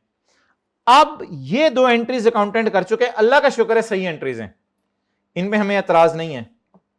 ये अकाउंटेंट ने कब की थी, previous year. Full and final कितना पे हुआ, उसकी एंट्री अकाउंटेंट भूलता नहीं। लेकिन ये एंट्रीज करने की वजह से हमारे ट्रायल में अनलकीली 2000 का पेबल अभी तक खड़ा हुआ है। क्या वो पेएबल है या पेएबल को ट्रायल से गायब कर दें? कोई तरीका बताएं पेएबल को, एसेट्स को गायब करने का तरीका ये होता है कि उनको खर्चे में डाल दें, राइट ऑफ कर दें, फारग कर दें। लाइबिलिटीज को किताबों से खत्म करने का तरीका क्या होता है? खुशी बुक कर लें, खुशी बुक कर लें। तो बस उसको ट्रायल से फारिग करने का तरीका देखें। ये क्या नजर आ रहा है? पेएबल। उसने बताया नहीं ये पिछले साल का पेएबल है, लेकिन दो बातों से पता चला ये पिछले साल का पेएबल है। अगर ये इस साल का पेएबल होता तो फिर सीटीई भी डेबिट साइड पे नजर आ रहा होता। और कहां से पता चल रहा है ये पिछले साल का पेएबल है? पिछले साल का पेएबल था 7, पे किया 5, अभी तक कितना पेएबल है वो जाके देखें, ट्रायल में पड़ा हुआ है। ये जो 2000 का पेएबल है इसे यहां से माइनस कर दें, रेक्टिफाइंग एंट्री देख लें। रेक्टिफाइंग एंट्री में यहां कर देता हूं, प्रोविजन डेबिट और खुशी रिकॉर्ड कर लें, एंट्री करें। प्रोविजन या पेएबल डेबिट और खुशी क्रेडिट। खुशी को अदर इनकम में डालूं या जहां पिछले साल खर्चे में गई थी, लेकिन आरी को हिट नहीं करना, इसको हमारे साल ही करंट टैक्स में सही कर दें।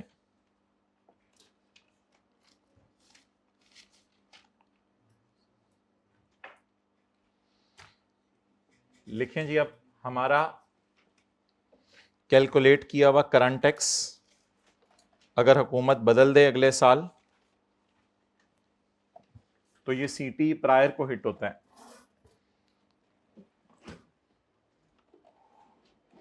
हमारा कैलकुलेट किया हुआ करंट टैक्स अगर हुकूमत बदल दे अगले साल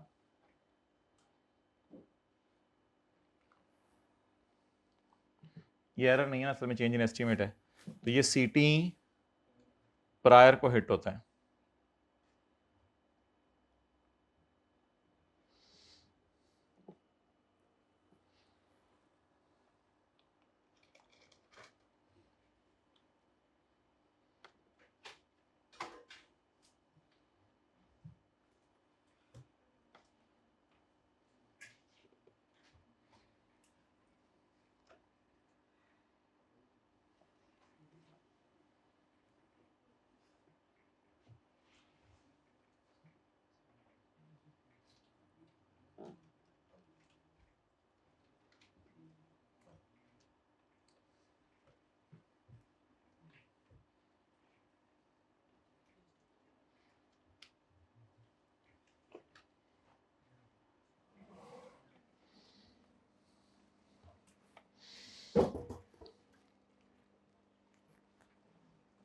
चलें जी, एंट्री पोस्ट करें।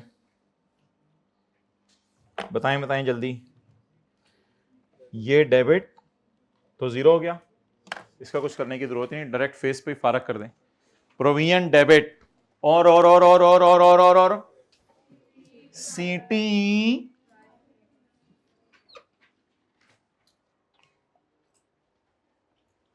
Working number 7,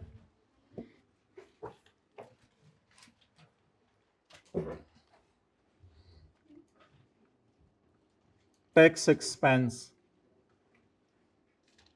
current tax expense current year, current tax expense prior year और डेफर टैक्स एक्सपेंस। 2000 की खुशी बुक कर लें।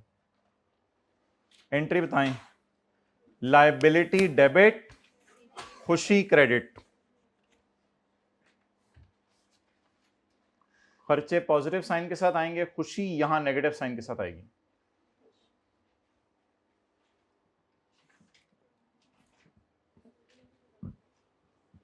इसमें टेंशन ना लें, आपको याद है खर्चे पॉजिटिव साइन के साथ आते थे, खुशी नेगेटिव आएगी। ओवरऑल जब ये यहां जाके लेस होगी तो खुद ही खुशी पॉजिटिव में बदल जाएगी, उसकी टेंशन ना लिया करें। तो खर्चे पॉजिटिव साइन के साथ, खुशियां नेगेटिव साइन के साथ। चलें जी आगे। एडवांस टैक्स पेड, सीधे सीधे नंबर लें, करंट एसेट में डालें, बोलें 6000। आगे चलें,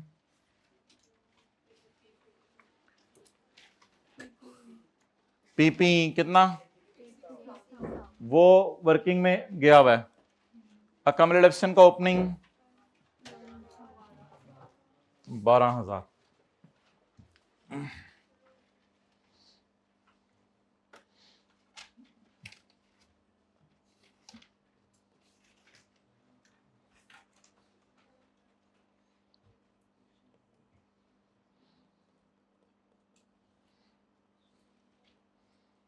आगे कितना, ये ऊपर पड़ा हुआ था तो पहले पीपी लिखवा दिया आप लोगों ने 6000। अच्छा बाद में लिखो, ठीक है। डेटर आगे,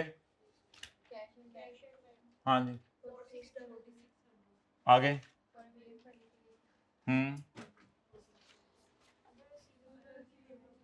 पहले अदर रिसीवेबल्स आ रहे हैं कितने, प्रोविजन फॉर लिटिगेशन पे पहुंचे हुए थे कितने, आगे जी, आगे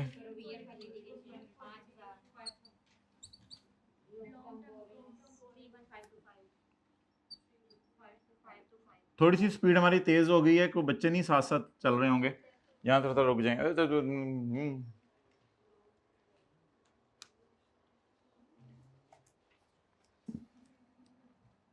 डेफर टैक्स ट्रायल में कितना दिया हुआ है,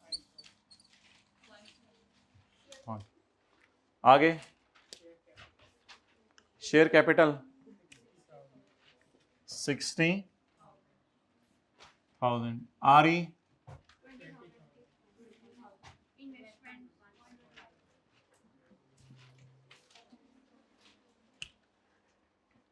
इन्वेस्टमेंट कितनी है, 125। ना ना ना ना, मैं तो एडजस्टमेंट अभी आखिरी 3 पढ़ी नहीं, मैं तो अभी से ट्रायल की फिगर्स उठा रहा हूं। वर्किंग नंबर 8 इन जी, ट्रायल में कितनी है,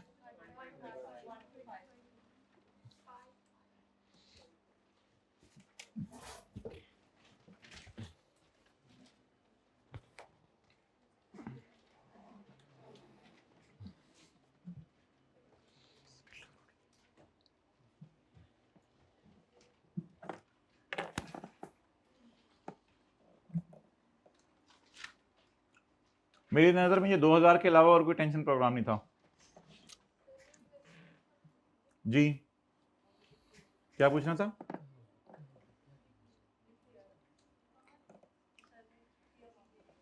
ये इन्वेस्टमेंट टी अकाउंट खोल दिया IFRS 9 के लिए।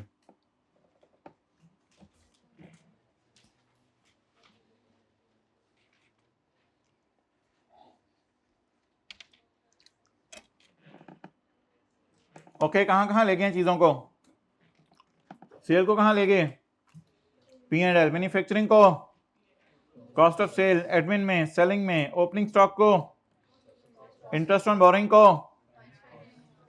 ये अगर प्रोविजन फॉर टैक्सेशन पड़ा हुआ है तो सीटीई भी पड़ा होना, तो करंट ईयर का टैक्स नहीं पड़ा हुआ, इसका मतलब है फिर नीचे जाके पता चला कि ये 2000 अभी तक पिछले साल का पेएबल है। क्या ये पेएबल है या ये फुल एंड फाइनल सेटल हो गया है, रिकॉर्ड किया था 7000, 5000 पे फुल एंड फाइनल सेटलमेंट हो गया, इसका मतलब 2000 बचत है, इस बचत को खुशी में ले जाएं पेएबल से निकाल के। बाकी तो ये करंट एसेट्स हैं, ये पीपी हैं, ये इंटेंजिबल है, डेटर है, कैश है, आगे तो कोई मसला नहीं। चलें जी, अब जी हमारा पीबीटी काट लें ताकि वो जो अकाउंटिंग इनकम वाला मसला था वो हल हो जाए। कॉस्ट ऑफ सेल का टोटल 1047, ऊपर ओपनिंग भी तो बताए ना, 31, 104708 जी बोले। ओके 104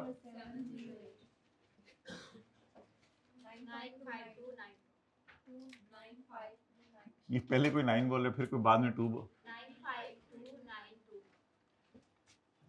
952 या 95 292 easy to grab.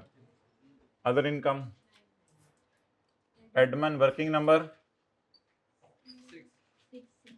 6. चलो आप वर्किंग के नंबर तो पता चलने लगे ना इस तरह 30 जी 36 जी पता लग गया था बहुत देर था 36 जी बिल्कुल बहुत माशाल्लाह जबरदस्त। अदर एक्सपेंसिव हाँ जी मुझे याद है 2 ही आता होता है कुछ काफी अर्सा हो गया सवाल कराते हुए 2 ही आता है हाँ हाँ बिल्कुल बिल्कुल यही आता था 2 3 5 6 7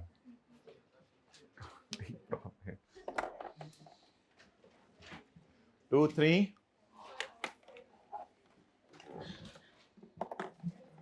चलें जी अब आपको 1-2 मिनट हम दे रहे हैं करंट टैक्स निकाल लें।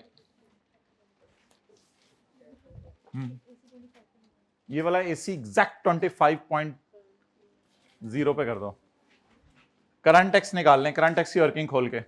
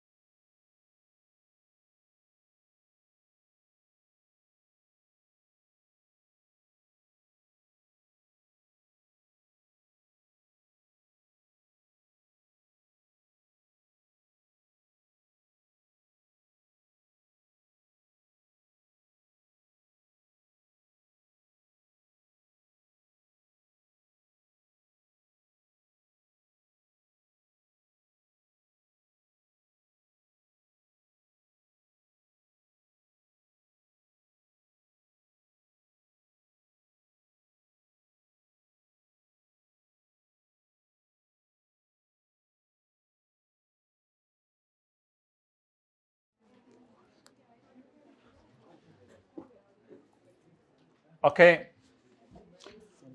जागते रहना भाइयों 3:30 रहना।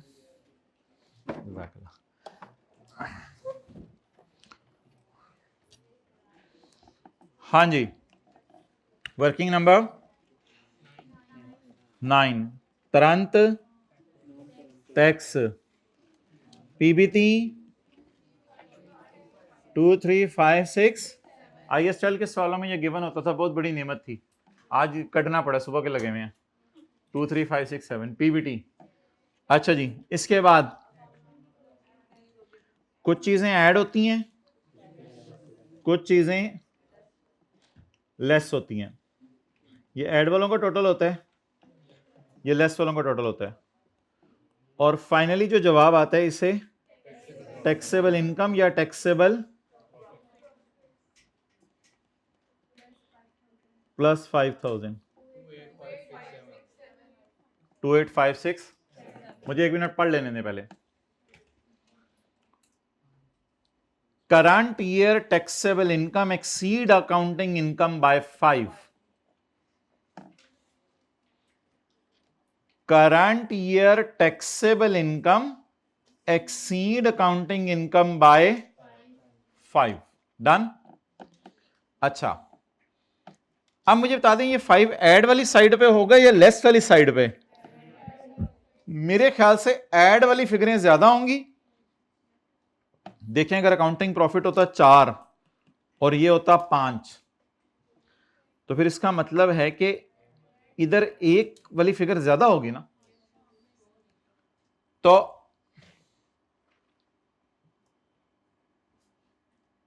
Taxable income exceed the accounting income bye 5। ये 5 आप इधर डाल के इधर ले आए, या फिर ये 5 इधर डाल के ले आए, one and the same thing, उससे कोई फर्क नहीं पड़ता। बस ऐड वाली चीजें ज्यादा होंगी तभी ये बड़ा होगा, वरना अगर लेस वाली चीजें ज्यादा होती फिर तो ये कम होता।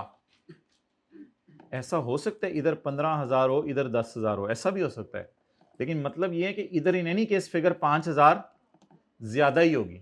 इसी वजह से जवाब जमा 5,000 में आ रहा है। पहली बात मेरी खत्म होगी। यहां पे जरा मुझे बताएं, जिसमें परमानेंट डिफरेंसेस पड़े हुए हैं 5,000 में, ऑफ विच 0.8 आर परमानेंट, जिसमें 0.8 क्या है? ये परमानेंट। मेरा सवाल है कि डिडक्शन नॉट अलाउड है, ये एग्जेम्प्ट इनकम है।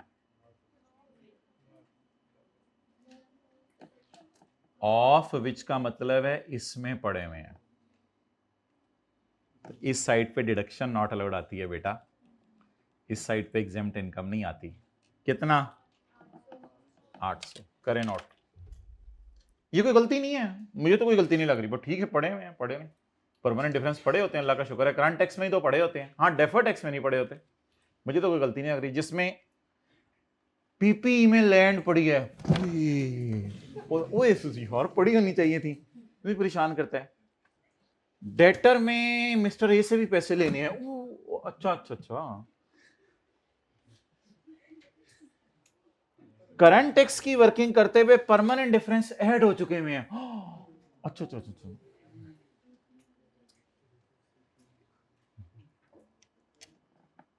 There is no error in it, इसमें कोई एरर नहीं है, इसको मैं सही करूं। पढ़े में तो भाई पढ़े रहे। कल कलाम को पता है क्या पेपर में आएगा? आया कभी नहीं। कल कलाम को पेपर में ये आएगा, taxable income exceed the accounting income by 5,000, of which ₹500 is accounting depreciation. बिल्कुल ठीक है, अकाउंटिंग डेप्रिसिएशन ऐड ही होती है, और क्या होती है? वो तो टैक्स डेप्रिसिएशन माइनस होती है। इसमें क्या मतलब? Accounting income taxable income exceed the accounting income by 5,000, of which ₹200 are bad expense. हाँ ठीक है, बैड एक्सपेंस ऐड ही होते हैं, तो क्या मसला है? हाँ, आप आराम से करंट टैक्स निकालें, इसकी बातों में ना आए। Tax at the rate of 35%। नहीं सब पढ़ा हुआ है, पढ़ा। 999 वाले हाथ खड़ा करें जिन्होंने मेरे आने से पहले ये निकाला हुआ था, तो मैं जाया करूंगा इंशाल्लाह। अब जाता हूं तो फिक्रें निकलना शुरू हो जाती हैं। 999 पॉइंट क्या मतलब? क्या इतने बड़े बड़े बातें हो रही हैं, उनमें इनके पॉइंट के मसले नहीं खत्म हो रहे। एंट्री करें, सीटी डेबिट, सीटीपी क्रेडिट, सीटी डेबिट।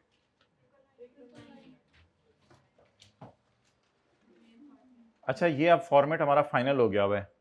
शुरू वाली क्लासों में मैं ऐसा करता था, सीटी डीटी लिखता था, नीचे लाइन डालता था सीटी प्रायर, लेकिन हम अपने इसने फॉर्मेट को बदल लिया हुआ है। पेपर में ऐसा करना है आपने, करंट टैक्स एक्सपेंस पूरा लिखना है, करंट और प्रायर, फिर नीचे डेफर्ड टैक्स लाना है। अच्छा जी, सीटी डेबिट और प्रोविजन फॉर टैक्सेशन क्रेडिट। बोलें। और यार मेरे भाई बिल्कुल परेशान ना होइएगा, जो बच्चा यहाँ पे उठा के वो वाला 2000 भी लिख देगा तो आई कैप 2000 नंबर नहीं काट लेगा उसके, बस उसके को 0.5 नंबर वहां पे काट लेगा, वो वाला 2000 पड़ा हुआ है, वो वाला भी पड़ा हुआ था ना जिसको हमने फारक किया है। तो व्हाट इज इन मार्क्स लेने की कोशिश किया करें, आधा सवाल हर बंदा करता है, जो बंदा आधा सवाल भी नहीं कर सकता वो जाए। और भाई मेरे कुछ सवाल 70-80% भी हो जाते हैं, माने ना माने, हमने पेपर दिए हैं कई दफा, एक पेपर भी कई दफा 2-2 दफा दिया हुआ है, तो आधे से ज्यादा भी कुछ सवाल हो जाते हैं, ओवरऑल फिर बैलेंस हो जाता है। मार्क्स हमारे आए तो 60-70 हो माशाल्लाह, वो तो पास लिखा होता है। नहीं हैरानी होती है कि बंदा फेल हो जाए, आधा पेपर नहीं कर सका।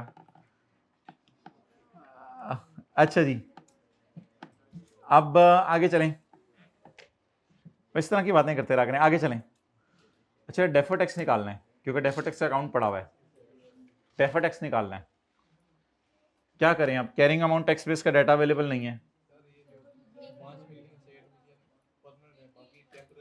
वेल डन, उसके लिए हमें IAS 12 के मरहूने मिन्नत जाना पड़ेगा, और IAS 12 में एक शॉर्टकट अप्रोच सीखी थी टैक्स निकालने की, शायद वो इसी सवाल के लिए सीखी थी, अल्लाह आपके साथ वाले का भला करे। पास पेपर क्वेश्चन 11 में भी यही मसला था, कैरिंग अमाउंट टैक्स बेस का डाटा अवेलेबल नहीं था। लिखें, पास पेपर 11 में भी कैरिंग अमाउंट टैक्स बेस का डाटा अवेलेबल नहीं है, इस सवाल में भी नहीं है, और ये भी ऐसी भी कोई लाइन नहीं है TTDs as on, TTDs decreased by, TTDs increase by, इस तरह भी कोई लाइन आ जाती फिर भी गुजारा चल जाता। तो लेकिन पास पेपर क्वेश्चन 11 की तरह यहां भी कैरिंग अमाउंट टैक्स बेस का डाटा अवेलेबल नहीं है, कर लो जो करना है।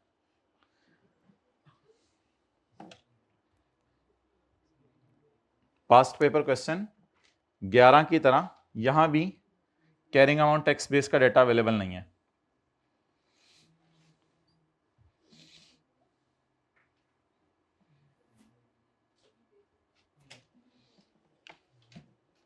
जी IAS 12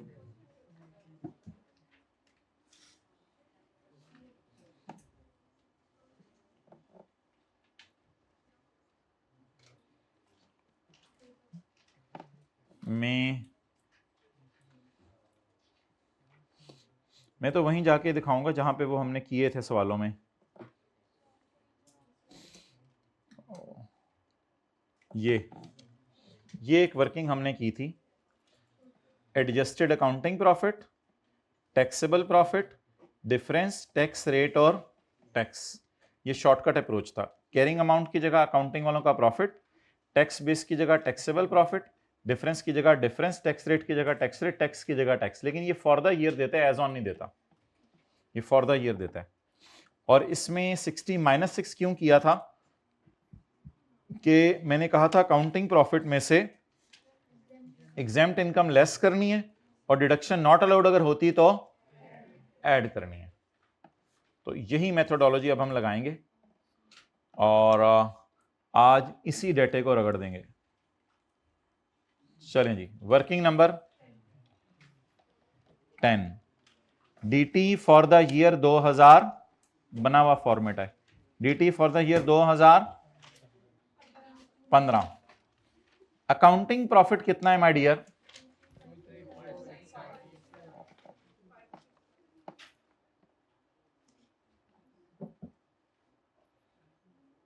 अकाउंटिंग प्रॉफिट कितना है? नहीं, इसको एडजस्ट करना है पहले, 2 3 5 6 7। अगर इसमें ये वाली चीजें हैं तो परमानेंट डिफरेंस लेस करने, असल में डेफर टैक्स में परमानेंट डिफरेंस जाते नहीं ना, और अगर ये वाले हैं तो ऐड करने हैं, माइनस प्लस 800। टैक्सेबल प्रॉफिट, अच्छा आप जरा सुने, 24 सवाल होमवर्क में मिले थे, 28 करके सो गए। एंटाइटल्ड फील करें, ये एंट्री होगी, लेकिन अगर खुदा ना खास्ता लाइबिलिटी अकाउंट है तो फिर ऐसे बताएं। 24 सवाल मिले थे, 28 करके सो गए, तो रिलैक्स फील करें ना, लाइबल तो फील ना करें। डिफरेंस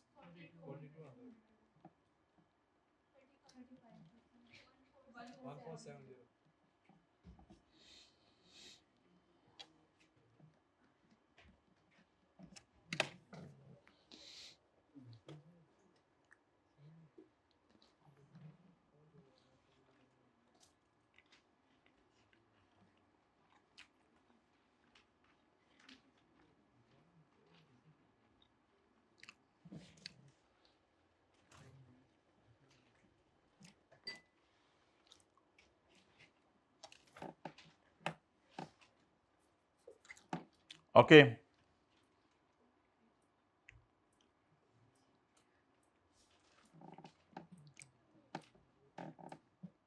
एंट्री पोस्ट करा दें। DTL डेबिट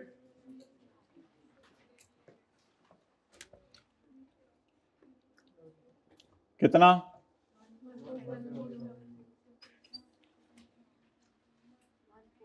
खुशी खुशी खुशी खुशी खुशी खुशी खुशी खुशी।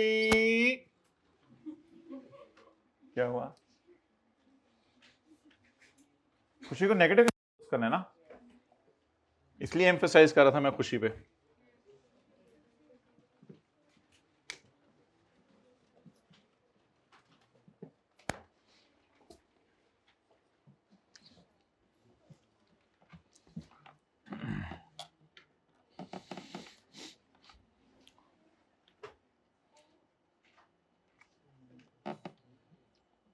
ओके,